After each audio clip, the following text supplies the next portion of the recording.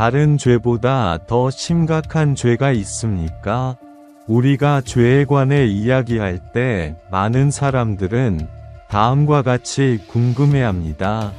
다른 죄보다 더 심각한 죄가 있습니까?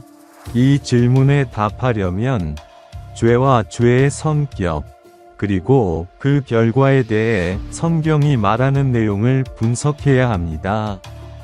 이 비디오에서 우리는 모든 죄가 하나님 보시기에 동일한지 또는 심각성의 수준이 있는지를 이해하는 데 도움이 되는 다양한 성경 구절을 탐구할 것입니다. 1.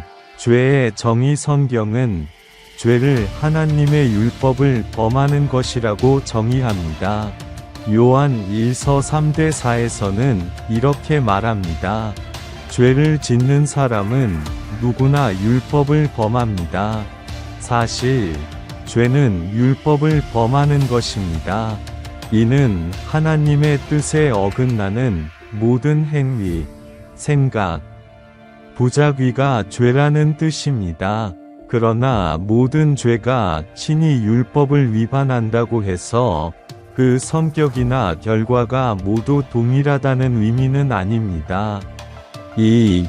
죄는 하나님 앞에 평등합니까? 로마서 3장 23절이 모든 사람이 죄를 범하였음에 하나님의 영광에 이르지 못하더니 라는 구절에 근거하여 하나님 보시기에는 모든 죄가 평등하다는 것이 일반적인 견해입니다.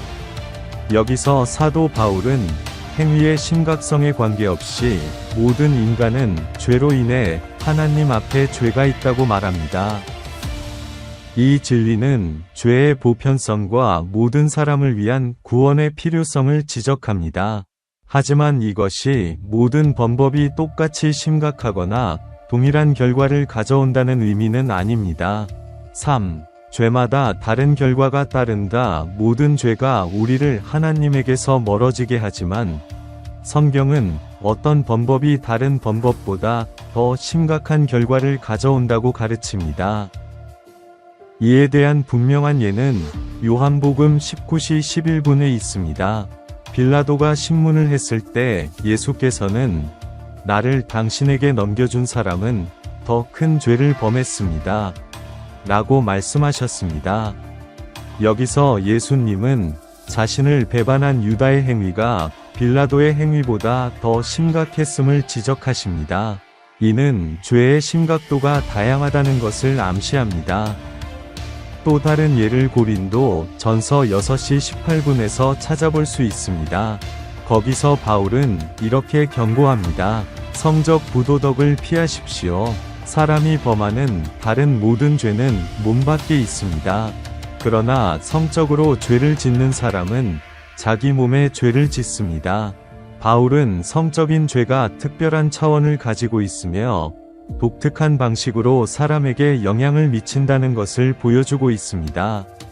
4. 죽음에 이르는 죄의 개념. 고려해야 할 또 다른 중요한 점은 사망에 이르게 하는 죄와 사망에 이르지 않는 죄를 구별하는 것입니다.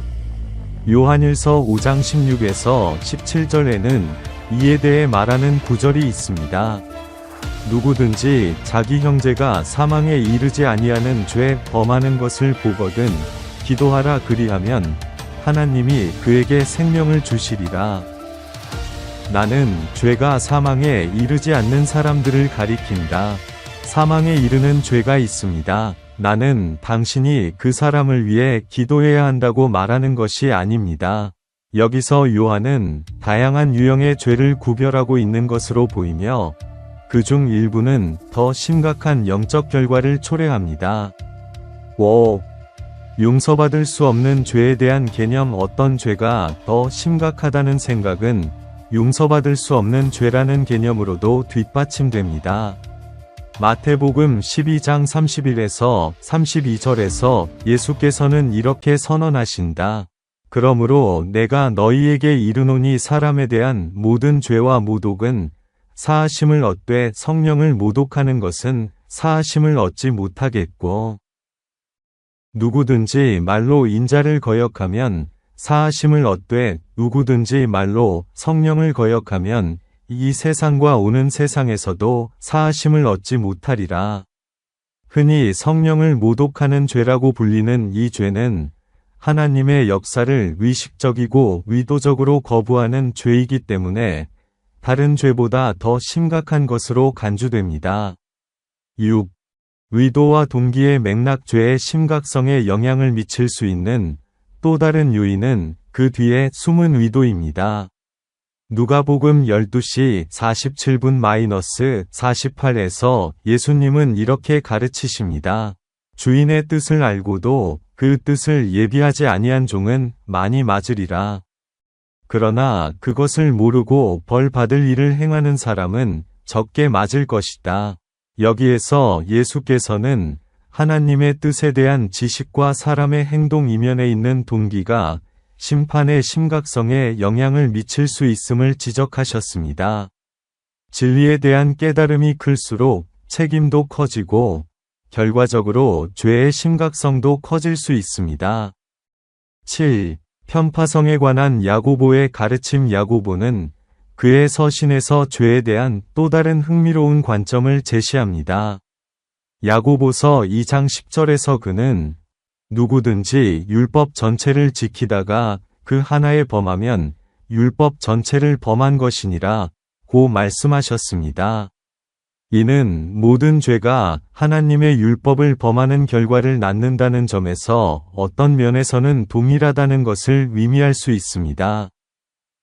그러나 야고보서의 문맥은 특히 우리가 편파적이거나 특정 계명을 다른 계명보다 더 중요하게 다루어서는 안 된다는 점을 보여주는 것입니다. 8. 하나님의 자비와 공의 특정 죄의 심각성에도 불구하고 성경은 하나님이 자비로우시고 공의로우시다는 끊임없는 메시지를 전합니다. 로마서 6장 23절에서 바울은 죄의 싹은 사망이요 하나님의 은사는 그리스도 예수 우리 주 안에 있는 영생이니라 라고 썼습니다. 이는 죄가 심각한 결과를 가져오더라도 하나님은 예수 그리스도를 통해 용서와 구원을 베푸신다는 의미입니다. 심각하다고 생각되는 죄라도 진정한 회개와 그리스도에 대한 믿음이 있다면 용서받을 수 있습니다. 9. 결론. 그러므로 다른 죄보다 더 심각한 죄가 있는가? 라는 질문에 대한 대답은 다음과 같습니다. 그렇습니다. 어떤 죄는 더 심각한 결과를 초래하거나 신성한 진리를 더 크게 거부하게 된다는 것을 암시하는 여러 성경 구절에 근거한 것입니다. 그러나 죄의 무게가 우리 모두가 구원을 받기 위해서는 하나님의 은혜가 필요하다는 현실을 바꾸지는 못합니다. 그것이 사소한 죄이든 큰 죄이든 모든 사람은 그리스도 안에서 주시는 하나님의 용서가 필요합니다.